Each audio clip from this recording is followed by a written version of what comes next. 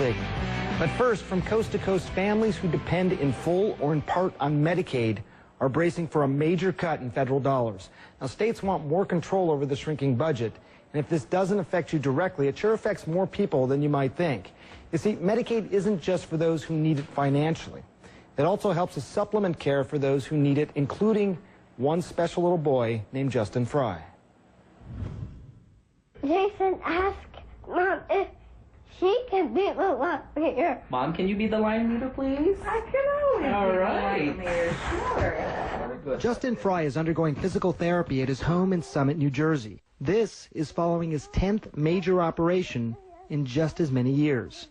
You see, Justin suffers from a rare genetic disease affecting only 1 in 125,000 people. When I gave birth, I noticed that his thumbs were angulated. And I'm like, what's with his thumbs? What's with his thumbs? And, well, in the first hour, life changed forever. Oh, Joe, rabbit, yes. Justin was born with Rubinstein-Taybi syndrome, RTS. It's characterized by physical deformities and varying degrees of mental retardation. Justin, who's about to turn 11 next month, functions at the cognitive level of someone half his age. Don't forget to make the train sound. Oh, you want me to make the train sound? Choo-choo! Chugga, chugga, chugga, chugga, choo-choo! Justin is covered under his father's insurance, but that money doesn't come close to covering all the family's expenses. Supplemental Medicaid coverage from the state of New Jersey helps to cover co-pays, medical equipment, and therapy sessions. I just recently received a letter indicating that we need to select an HMO for Justin, and sadly, I learned that none of our doctors are on any of these plans. Look at you, standing up straight. I love that. Well, my fear is, again, that we not get coverage for him by doctors that have the type of background necessary to work with a child like him, because he's a unique situation.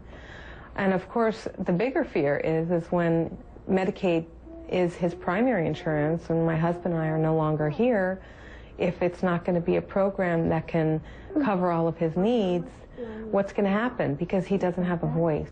Yeah, I tell you, and it's really the most vulnerable who are in trouble and at risk. And I want to bring in NYU Langone Medical Center's Andrew Rubin to talk about this. He's also the host of Healthcare Connect on Sirius XM Doctor Radio. Andrew, thanks for joining us. You just saw the story on Justin. Under the Stimulus Act from February of 2009 and also healthcare reform from 2010, the sense is that states are going to be required to maintain eligibility levels for adults when this all rolls in 2014. But until then, what is happening right now? What is happening to someone like Justin? So under the Stimulus Act, there was $90 billion pumped into state budgets to maintain the programs that they had in place. But to take this money, they agreed that they wouldn't cut any services. So what you're seeing now is this money starts to run out, and it runs out at the end of this month. States are, scrambling to find ways to maintain what they have but cover the cost of these programs. So in the case of this story we just saw, New Jersey is moving many of its beneficiaries into a Medicaid managed care plan, which, as you know, limits doctor, access. Yeah, and that was the big problem. None of the doctors that have been taking care of Justin are actually on this plan. What is this going to be a case of, robbing Peter to pay Paul? I mean, what sort of options are the states looking at?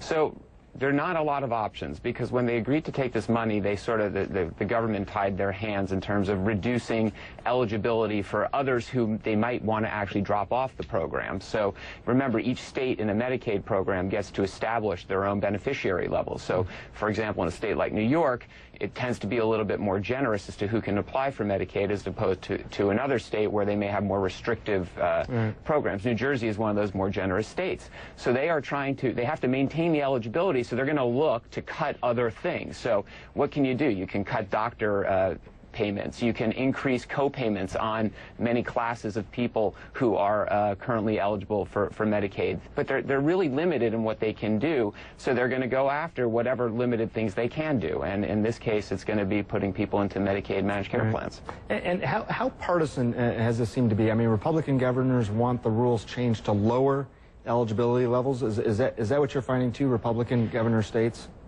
Well, basically, this debate is not just Medicaid, it's Medicare as well, how to pay for all these programs.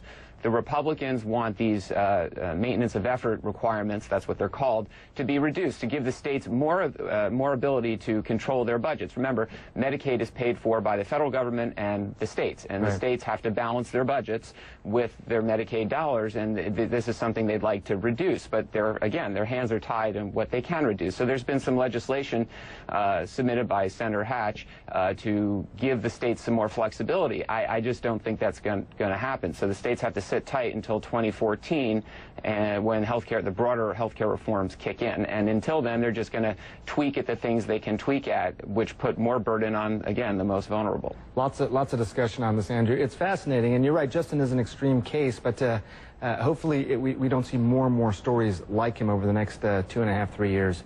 Andrew, hope to talk to you again on this. Appreciate it. Sure.